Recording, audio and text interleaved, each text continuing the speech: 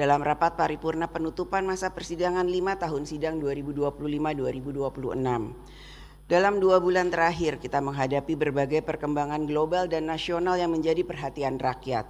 Ketidakpastian ekonomi global menguji ketahanan fiskal dan moneter Indonesia. Di dalam negeri, masyarakat mencermati berbagai persoalan, mulai dari kualitas pelayanan publik, penegakan hukum yang memenuhi rasa keadilan, tata kelola pemerintahan yang bersih dan akuntabel, hingga perlindungan terhadap kelompok rentan. Di ruang digital, arus informasi yang bergerak telah meningkatkan disinformasi, memperuncing polarisasi, dan telah mengaburkan batas antara kritik yang membangun dengan provokasi yang memecah belah. Fenomena ini juga ditandai dengan beredarnya berbagai berita hoaks dan informasi yang dimanipulasi, termasuk konten yang diduga sengaja diproduksi atau disebarluaskan untuk mendiskreditkan DPR RI. Beberapa kasus hoaks tentang DPR RI antara lain, hoaks berupa kutipan palsu yang mengatasnamakan pimpinan atau anggota DPR RI, hoaks tentang DPR RI yang menolak pembahasan atau pengesahan RUU perampasan aset, hoaks menggunakan video lama atau old footage yang diberi narasi baru yang tidak sesuai konteks dan lain sebagainya. Narasi tersebut mempertentangkan keberadaan DPR RI dengan rakyat, seolah-olah keduanya berada dalam posisi yang saling berlawanan, sehingga dapat mengikis kepercayaan rakyat terhadap lembaga perwakilan, melemahkan legitimasi institusi demokrasi, dan menghambat terciptanya ruang dialog publik yang rasional dan membangun. Kondisi ini tidak hanya menegaskan pentingnya kemampuan literasi media sosial bagi rakyat dan strategi komunikasi negara yang tepat, akan tetapi juga menuntut kehadiran negara untuk bekerja lebih efektif sehingga dapat membangun kepercayaan publik. Kepercayaan itulah yang menjadi modal sosial bagi stabilitas politik, pertumbuhan ekonomi, dan keberhasilan demokrasi. Dalam situasi seperti inilah bangsa Indonesia harus kembali kepada fondasi kebangsaannya, bersatu dalam membangun Indonesia dan memastikan bahwa kemajuan bangsa dapat dirasakan oleh seluruh rakyat, bukan hanya oleh sebagian kecil kelompok. Oleh karena itu, DPR RI memandang bahwa menjaga persatuan nasional bukan berarti meniadakan kritik, melainkan memastikan bahwa setiap kritik bermuara pada perbaikan kehidupan berbangsa. Negara harus hadir memberikan kepastian hukum, menjamin keadilan bagi seluruh warga negara, memperkuat tata kelola pemerintahan yang bersih dan akuntabel, serta memastikan bahwa setiap kebijakan berpihak pada kesejahteraan rakyat. Sidang Dewan yang terhormat, DPR RI bersama pemerintah terus menjalankan tugas dan fungsinya di bidang legislasi secara optimal dengan berpedoman pada program legislasi nasional. Keberhasilan prolegnas tidak hanya terfokus pada aspek kuantitas, tetapi juga memperhatikan aspek kualitas produk legislasi. DPR RI telah melakukan evaluasi prolegnas dengan mengacu pada kebutuhan hukum nasional. Prolegnas Rancangan Undang-Undang Prioritas Perubahan Ketiga tahun 2026 sebanyak 69 rancangan undang-undang dan perubahan keempat prolegnas rancangan undang-undang tahun 2025-2029 sebanyak 199 rancangan undang-undang. Pada masa persidangan ini, DPR RI telah menyelesaikan 5 rancangan undang-undang untuk menjadi undang-undang dan menyetujui 17 rancangan undang-undang menjadi usul inisiatif DPR RI. Selanjutnya, pada masa persidangan berikutnya, DPR RI bersama dengan pemerintah akan melanjutkan pembahasan terhadap 11 rancangan undang-undang yang saat ini masih berada dalam pembicaraan tingkat 1. Salah satu rancangan undang-undang yang telah disetujui menjadi undang-undang yaitu Rancangan Undang-Undang tentang Pusat Finansial Internasional Indonesia.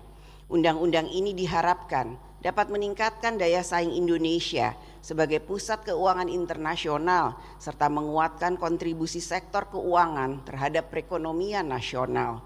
Sidang Dewan yang terhormat, DPR RI bersama pemerintah telah menyepakati kerangka ekonomi makro dan pokok-pokok kebijakan fiskal KEM PPKF tahun 2027. Hasil pembahasan tersebut akan menjadi pedoman dan dasar bagi pemerintah untuk merumuskan arah kebijakan ekonomi makro dan kebijakan fiskal guna dalam mencapai sasaran pembangunan nasional yang nantinya tertuang dalam Nota Keuangan RAPBN tahun anggaran 2027.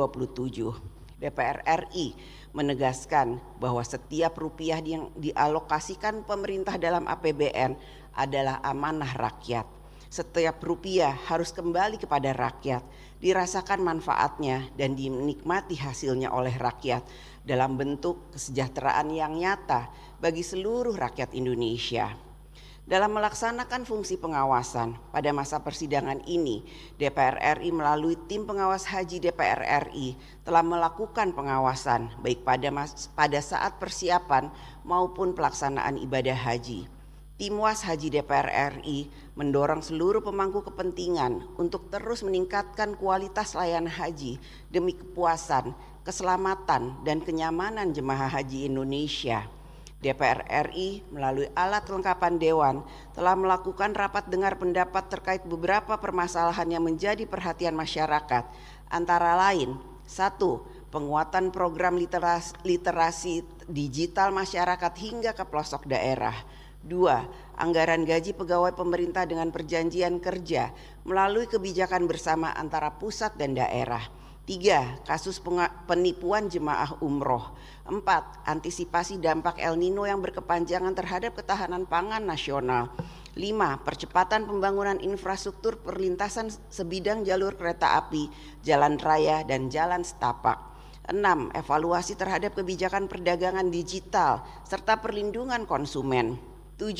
Evaluasi terhadap regulasi standar nasional Indonesia atau SNI untuk meningkatkan daya saing produk nasional. 8. Perlindungan terhadap perempuan dan anak yang menjadi korban kekerasan. 9. Evaluasi sistem kerja peserta program magang dokter di fasilitas kesehatan. 10.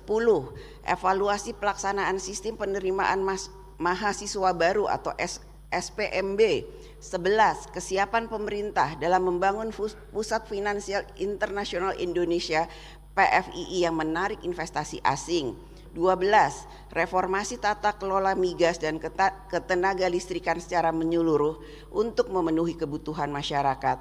13. Pencegahan peredaran narkotika, psikotropika, dan obat-obat terlarang dari dalam lembaga permasyarakatan. Dalam rangka penanganan bencana Sumatera, Satuan Tugas Pemulihan Pasca Bencana DPR RI telah melaksanakan rapat koordinasi dengan pemerintah untuk membahas percepatan tahap rehabilitasi dan rekonstruksi.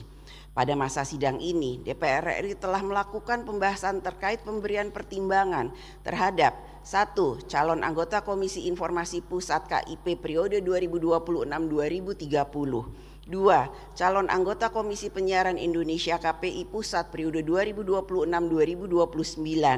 3. Calon anggota Badan Supervisi Otoritas Jasa Keuangan BSOJK. 4. Calon anggota pergantian antar waktu Ombudsman RI masa jabatan 2026-2031. 5. Calon Duta Besar Negara Sahabat untuk Republik Indonesia.